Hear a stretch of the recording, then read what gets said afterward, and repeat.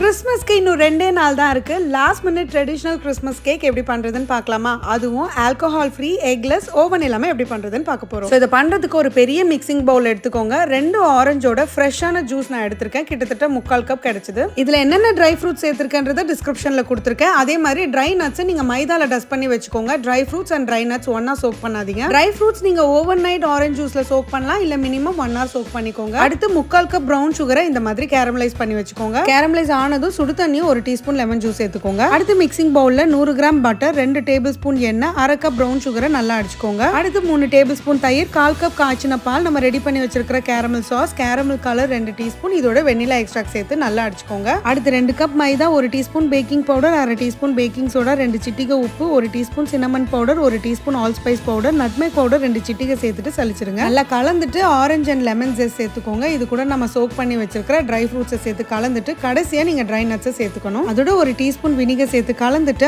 6 inch cake டின்ல parchment பேப்பரை இந்த மாதிரி பிளேஸ் பண்ணிட்டு நீங்க பேட்டரை மாத்திருங்க. மேல கார்னிஷிங்க்கு ரிமைனிங் ட்ரை ஃப்ரூட்ஸ், ட்ரை நட்ஸை சேர்த்துக்கோங்க. இப்போ பேக் பண்றதுக்கு ஒரு ஹெவி பாட்டம் வெசல்ல ஸ்டாண்ட் வச்சுட்டு ஒரு 5 minutes ப்ரீ ஹீட் பண்ணுங்க. இப்போ பேட்டரை உள்ள சேர்த்துட்டு 55 நிமிஷத்துல இருந்து 60 நிமிஷத்துக்கு பேக் பண்ணி எடுத்துக்கோங்க. பேக் பண்ணி மினிமம் 1 hour ரெஸ்ட் கொடுத்ததுக்கு அப்புறமா கட் பண்ணி சாப்பிட்டு பாருங்க. செமையா இருக்கும். இதோட டீடைல் லெங்தி வீடியோ என்னோட யூடியூப்ல அப்லோட் பண்ணிருக்கேன். கண்டிப்பா போய் பாருங்க. எப்படி